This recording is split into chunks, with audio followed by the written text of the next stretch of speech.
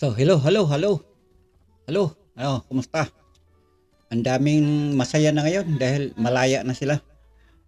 O kayo, kumusta kayo dyan mga Exeter? Lalo na itong sino to? Si John Michael Lachica. Ikaw ba si John Michael Lachica? Hmm? Magkakaalaman nga tayo dito kasi ayon dito sa video nitong itong mangga, itong si professional o Professor Manga. Nakalagay kasi dito sa video na to na gawa-gawa. Ito'y gawa ni The Herd Truth. Yan, The Professional Manga. MCGI No More. Ba? MCGI No More. And then, dating worker, si John Michael nag-exit na. Ikaw ba si John Michael? Magkaalaman tayo ngayon. Ang dami niyong mga reklamo. Dami niyong reklamo. Oh, di malaya na kayo ngayon. Yehey! Pwede kayo maglakwat sa dito, lakwat sa doon, lakwat doon. Pero ano mangyayari sa pananampalataya nyo? Anyong buhay pananampalataya. Anyway, wala naman akong pake. Sabi nga ni Brother Eli. Ito, pakinggan nyo muli ha. Alam nyo mga kaibigan, kaya lagi ko itong patutugtugin para ito'y heartily dedicated ko to sa mga Exeter, mga closet, kagaya nitong ating kausap ngayon. Lalo na kay Badong at saka ni CJ Perez. Ito, pakinggan muna natin ang sabi ni Brother Eli. O yan, makinig kayo, makinig. Para sa ano, sabi kasi ni Brother Eli, yung mga hugas. Anong hugas? Hudas. O ikaw, gusto mo lumabas sa iglesia ng Diyos? Di lumabas ka. Ano pakialam kung lumabas kayo? Unang-una, di ko naman kayo kilala. Wala naman ako hiningi kahit 5 sa'yo. Ha? Ano? May hiningi ba ako 5 sa'yo? Yung mga naninira sa atin sa internet. Huh? Oy, lumabas ka. Sabi nga ni Kristo kay Judas, sige, Judas, yung iniisip mo gawin mo madali. Sige. Sige, pero tindigan mo yung pinapanira mo sa internet. May araw ka rin. Didimanda kita. Sige. Ha? Tindigan mo yung sinasabi mo, ha? Na ako'y manluloko. Sige, subukan mo. So, yun. Oh, narinig ninyo? Yun po si Brother Eli. Pero, teka, palitan natin yung ating logo. Hindi yan, ha? Hindi yan, mga kapatid. Hindi yan. Iba yan. Ito yun, oh. Yan, ha? Yung kanina, ano yan, sa pinsan buo ko kanina yung nakalogo dyan. Alright. So, yun po ang sabi ni Brother Eli. Brother Eli, isa pa, para itong mga taong masyadong makuda. Kagaya nitong si John Michael Lachica. Ewan ko kung siya nga ba ito ating kausap ngayon. Pero bahala na si Batman. Basta itong tao kasi nito makuda, Brother Eli. Pakiulit lang, Brother Eli. O ikaw, gusto mo lumabas sa iglesia ng Diyos? Di lumabas ka. Ano pakialam kung lumabas kayo? Unang-una, di ko naman kayo kilala. Wala naman ako hiningi kahit 5 sa'yo. Ha? Ano? May hiningi ba ako 5 sa'yo? Yung mga naninira sa atin sa internet. Huh? Oy, lumabas ka. Sabi nga ni Kristo kay Judas, sige, Judas, yung iniisip mo gawin mo madali. Sige. Oh, naintindihan man nyo dyan. Mga closet, mga Exeter, Badong, CJ, Nikki, at marami pang iba dyan. Naintindihan nyo ba yan? Ha? Kung kayo lalabas, wala akong pakialam. Sabi nga ni Brother Eli, magsilabas na kayo. Ganito din naman ang aking pananaw dyan. Kagaya nitong ating kausap ngayon, hindi ko lang alam kung ito mga si John Michael Lachica. Sa mga kagaya ninyo, para lang ang kalagayan ngayon, halimbawa sa isang basket na kamatis. Na sa isang basket na kamatis punong-puno, isa doon mga bulok or ilan doon mga bulok at isa na kayo. Ha? Kung ikaw man si John Michael Lachica. Isa na kayo, si Badong, si CJ, si Nikki, lahat ng mga Exeter. Kaya tama lang, magsilayas na kayo. Sabi nga na Brother Eli, wala akong pakialam sa inyo.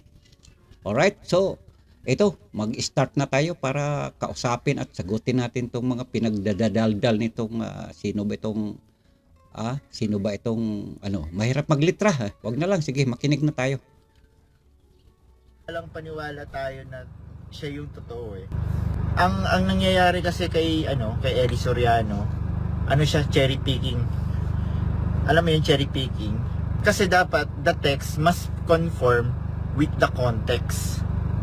Siya kukuha siya dito ng isang sitas, papaliwanag doon sa kabilang sitas kahit hindi siya magkadugtong o kahit hindi siya related sa isa't isa, pinagdudugtong niya para lang maipalitaw, para lang ma-justify niya yung kanyang gusto niyang paniwala na ipaniwala sa atin. Ngayon, ano nangyari? Baliktad ni.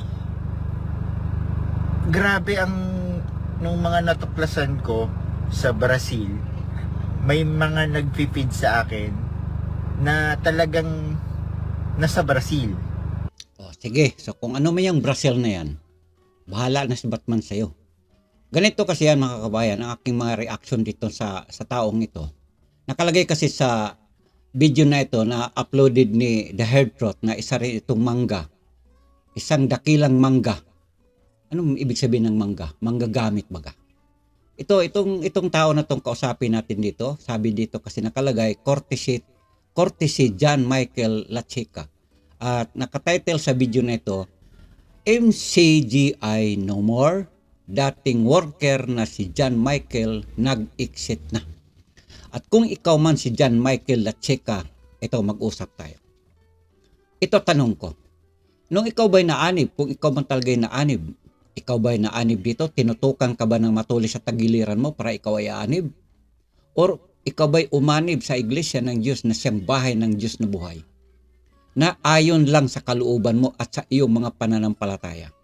Ito tanong ko At kung ikaw'y pumasok dito na malaya, walang nagsalita sa iyo, walang nag-udyok sa iyo, kundi ang inyong budhi, anyari ngayon? Ikaw ba'y pumasok sa MCGI or ikaw ba'y nakibahagi sa MCGI or ikaw ba'y pumasok sa bahay ng Diyos na taglay-taglay ang personal na interest? Para bang iglesia na dyan sa dilima na kaya lang siya pumasok kasi hindi niya mapangasawa ang kanyang loved ones na miyembro ng iglesia na nasa diliman.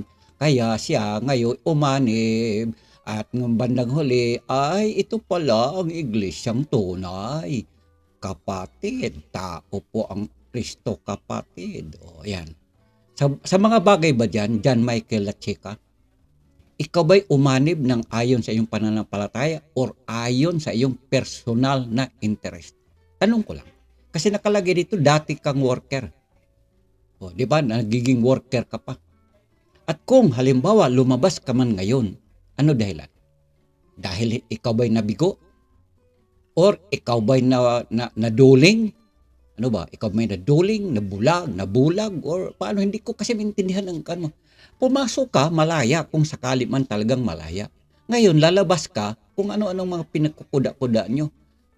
Sabi nga ni Brad Eli, kung kayo'y lumabas, di wala siyang pakialam sa inyo. At ang akin naman dito, lalayas kayo, lalabas kayo. Din manahimik, huwag na kayo magkukuda-kuda dyan. Maliban na kung andong kayo sa ibang iglesia, halimbawa napunta kayo sa iglesia sa kadiliman, din may katwiran na mag-iingay-ingay kayo dyan kasi siyempre mayroon ka ng sariling pananampalataya. Pero kung ganyan lang din, para kayo mga ibo na lipad na lang ng lipad na kalabas sa hawla na wala na kayong pag-aari kahit bahala na si Batman kung saan kayo makarating. Na gaya ng isang mga tupang nakalabas sa kulungan, nahala, sige, bahala na kayo dyan. Saan kayo pupunta? Walang pastor sa inyo dyan, wala kayong nagmamay-ari. Ganyan. Pero dahil nag-iingay kayo, sasagutin ko kayo. Na yung mga picture na pinost ko nakaraan, ektarya-ektaryang lupa, nagagawin sanang water park. Biruin mo, water park, ang lawak ng lupain. Milyon-milyon ang sinunog. Tapos paiyak-iyak, dinala tayo. Ang mga Pinoy kasi, masyadong emotional tayo, di ba? Hindi na natin iniisip yung hindi tayo basta-basta nag-iisip na nadadala tayo sa kadramahan. Siguro kakapanood natin ng mga ng mga nobela. Dinaan lang tayo sa iyak tapos may dextrose. Unang-una wala po tayong lab. Oh, ayan. Paiyak-iyak. Tapos parang may dextrose. Alam mo, Chong, kaya ka lang naman nakapagsalita ng ganyan dahil galit ka na ngayon. Bakit noon wala kang reklamo? Bakit noon wala kang reklamo? At yung reklamo nyo, kung naaayon sa doktrina, ako wala akong comment. Kasi ang usapan dito, pag nagbago ang doktrina, pag nag-iiba ang doktrina, then katwiran mo, lumayas ka na. Kasi sa doktrina, doon nakabase ang ating pananampalataya. Di ba? Ang bawat isang kapatiran dito sa Iglesia ng Diyos, na siyang bahay ng Diyos, ay naanib dito, nabautismohan dito sa loob. Bago yan, ay dinodoktrinan. Sinabi lahat, kapatid, ito yon. Bawal ito hindi bawal. Ito ang ating gagawin, ito yon. Hindi ka naman bulag noon, di ba? John Michael Lachika, hindi ka naman bulag. Or kung bulag, o kung hindi ka man talaga bulag noon, ano ba? Nagbubulag-bulagan ka dahil sa mga personal interest. Or nagayuma ka. Hindi ko naman sinasabi mayroon kang gustong asawahin dito sa loob, kapatid. Bagamat dito sa loob ng MCG ay kahit ano pa man ang gagawin nyo, hindi tayo kagaya dyan sa iglesia sa Diliman na hindi ka pwedeng pag-asawahin, lalo na't ikaw tagalabas at ang iyong aasawahin, girlfriend, boyfriend mo ay nandito sa loob ng iglesia sa Diliman, ay kailangan kapatid, umanib ka muna dito or else wala, mabibigo pag-ibig mo. Ganon yun eh. O ngayon, napakadami mong reklamo dyan. John Michael, anyari? Ikaw ba'y nabigo sa mga pangarap mo? Nakalagay dito, dating worker si John Michael Lachika. Ano nangyari ngayon? Lumabas, ikumpara-kumpara mo, George Dog. Huwag mo kaming pagkamalian, no? Hindi po kami galit sa'yo. Tayo po ay iingatan ng mga mahal nyo sa buhay na nasa loob. Siguro it's time na rin kayo, mag-voice out rin kayo kung ano yung mga nararanasan. Basta totoo lang, ha. Hindi tayo gagawa ng kwento dito. Hindi tayo nag-iimbento. Yung lahat ng pinopost po natin, may ebidensya po yun. From Milan, Italy, ayun. Hindi, ganito yan. Ay, ikaw ba si John Michael Lachika? Ganito yan, ito usapan natin. Kung kayo mag-post, wala akong reklamo. Kung ang inyong i-post, ayon sa doktrina at pananampalataya. Pero kung mag-post lang kayo na kagaya ng pinagkukuda-kuda mo kanina na ay ang lawak ng ari-arian, lawak ng lupain, ito'y gagawin ito ng ganyan, ay ito'y kay nagpaiyak-iyak pa para tayo maawa, para mga ganyan. Yan ay kabaliwan chong. Pagka ganyan lang din ang yung ipopost, sasagot ako. Pero kung mag-post kayo na sabihin, ay mga kapatid, ang lokal dito sa Italy, sa Milan, dito sa Europe, sa Amerika, ay nakikita ko si kapatid, naka-miniskirt, naka-backless, naka-sleeveless. Tapos nung bandang huli, nakita ko doon, nagsasayaw-sayaw, naka-boreless. Ayun, sang-ayon ako dyan. Dapat lang talaga kayong lumayas na. Dahil wala na, naiiba ng ating mundo dito. Pero kung ang inyong iiyak-iyak dyan, ay ano ba yan? Nagpapatarget, puro na lang pera, tapos nagpapayaman. Yun ay mga aligasyon personal. Walang kaugnayan yan sa doktrina. Turo at aral. Yan. Nakasulat sa Biblia. Makikilala sa turo at aral. At pagka ganyan lang din ang iniiyak-iyak ninyo dyan, sasagot ako. Dahil kayo'y naninira lang dito sa loob ng kapatiran. Malinaw? Diba, ang lalakas ng loob na natin, no? Alam nyo, malakas talaga ang loob natin dapat kung naalam nyo nasa totoo tayo. Kung paano nila ginigipit yung mga members na kung hindi ka na active, kung meron ka lang question, ay paano na lang kung meron kang mahal sa buhay. Yun yung mahirap dyan, lalo na sa mga closet na merong mahal sa buhay na active pa, pero sila closet na. So ang hirap nun dahil iniingatan mo yung mahal mo sa buhay na sumama yung loob sa'yo. Kasi once nalaman nila na meron ka ng laban at sila ay active pa, pwedeng hiwalayan ka. At meron akong kausap na closet, gustong-gusto nang lumabas. Gustong-gusto niya nang lumabas, hindi pa lang siya makalabas-labas dahil nga yung kanyang asawa masyado pang active, masyado pang Ganun ba? Yun ang problema nyo. Ito.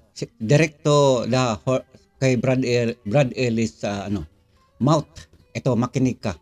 Ikaw, John Michael Lacheca. At saka lahat yung sinasabi mong closet na kunyari nahihiya pa kasi ang kanyang kamag-anak ay ang mga mahal sa buhay nasa loob pa. Ito tandaan nyo, makinig kayo dito lahat. Kayo lahat dyan, gusto nyo lumabas. Kayo ay medyo alanganin na kayo, gigiwang-giwang na pananampalataya nyo. Ito, makinig kayo kay Brother Elio. Ikaw, gusto mo lumabas sa iglesia ng Diyos? Di lumabas ka. Ano pakialam kung lumabas kayo? Unang-una, di ko naman kayo kilala. Wala naman ako hiningi kahit 5 sa'yo. Ano? May hiningi ba ako 5 sa'yo? Yung mga naninira sa atin sa internet. Oy, lumabas ka. Sabi nga ni Kristo kay Judas, sige, Judas, yung iniisip mo, gawin mo madali. Sige. Bilisan ninyo. Sino ba yan, John Michael Lacheca? Kasi nakalagay nga dito, muli ikaw the head trot, ikaw ay isang dakilang mangga. Ikaw ay isang dakilang mangga. Manggagamit ka ng tao. Nangungulikta ka ng mga kagaya nito sa tao na to, papagsalitain mo dito, i-upload mo sa video mo, para ano ba? Sa sariling pakinabang o sa sariling paninira laban sa MCGI?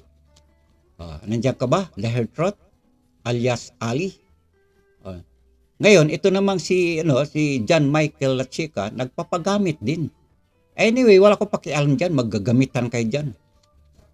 Anyway, magkakakulay kasi kayo eh. Sabi nga na isang kasabihan, the bird with the same feather flock together. Alright? Sige, ano pa? Sige, kapiraso na lang. Pabalik-balik namang sinasabi ito. Kasi to, the same story. Ay, mga closet, may mag-i-exit, mga dyan sa lokal na yan, kapatid, ang kamalabas na nasa loob, kaya nahiya pang lumabas. Naku, ang payo ko dito, gaya ng sinasabi ni Brother Eli, bilisan ninyo. Magsilayas na kayo. Kaysa naman, nandito pa sa loob, habang nagdodoktrina or nagsasalita ang nangangasiwa or ang sino mang manggagawa sa harap, sa pulpito, ang dibdib mo, ang isip mo, nandoon na sa kalawakan ng mga kababalaghan. Kung ano-ano ng mga negatibong mga iniisip mo. Lalo na pagdating sa abuluyan, o mga kapatid, bago tayo maghiwalay, tipon-tiponin yung ating tulong. Yan. Di ba ganon? Ngayon, nakapila ka ngayon kasi andun ang box sa harapan. Pipila ka ngayon, ang isip mo ngayon dyan, Michael Lacheca, sasabihin mo, ay, ano kaya mangyayari sa aking pera? Ihuhulog ko sa kahon. Siguro ipambili ito ng Mercedes-Benz. Siguro ipambili ito ng diba? Pagkaganyan ng utak nyo, na kayo, masyado kayong concern kayo sa mga perang ibibigay ninyo, na nag-alboroto ang dibdib ninyo, dinadaga ang dibdib ninyo, habang kayo ay papunta na doon sa box para magulok ng abuluyan. Sabi ng Brother Eli, ibulsa mo na lang yan. Wala kang grasyang datanggapin sa mga sinampalataya nating Panginoon. Ganun. Di ba tama? Fanatic. Ayaw niyang magkasamaan sila ng kalooban. Kausap ko, madalas ko kausap, na naawa nga din ako eh. Lumalawak na ang gawain mo, bro, gagi. Dati po kaming choir at orchestra, yun, di ba? At tayo naman po, karamihan naman ng mga umaalis, alam niyo yung mga matatandang kapatid, karamihan ng mga umaalis, may mga malalaking tungkulin. Oo, kita nyo. Sabi niya, karamihan naman sa mga umaalis, may mga malalaking tungkulin. Hoy, huwag mo lahatin. At ito pa, isang katanungan. May mga tungkulin kayo. Bakit hanggang dyan lang ba ang inyong nauunawaan? Gaya nga lang nakasulat, ang inyong pananampalataya nakatayo sa ibabaw ng buhanginan. At ano nangyari? May humahampas ba sa'yo? May nagsusultol at nabuwal na kaagad kayo dyan? Kung sana ang pananampalataya niyo nakatayo sa ibabaw ng bato. Kahit sino mang magsulsol sa'yo, hahampasin man kayo na magkaliwat kanan. Hindi kayo matitinag. May mga tungkulin pa. Ay tama nga siguro ito nakalagay dito, dating worker. Ngayon, pag worker ka, ano nangyari? Habang nagbo-worker ka dito, ang isip mo, sasabihin mo, ay ano ba yan? Kulto yata to. Ano ba to? Ano ba? Ganyan. At dapat talagang lumayas na kayo kasi sabi nga ni Brad Eri, wala akong pakialam sa inyo. Yan. So ganito naman mangyari sa inyo dyan, ikaw dyan, at saka John Michael Lachica. Para kayong ibon, lipad ng lipad. Yan. Lipad na kami, nakawala na kasi sa hawla, nandito na kami sa labas, malaya na kami, wala na kaming control, bahala na kami sa buhay mo, bahala na rin si Batman sa amin. Ay, hindi kagaya sa loob, ganyan, bla bla bla bla.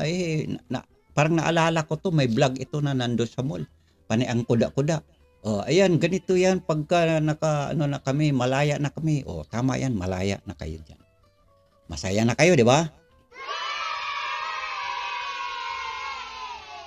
Ang tanong, ano mangyayari sa mundo, sa buhay espiritual ninyo? Saan kayo pupunta?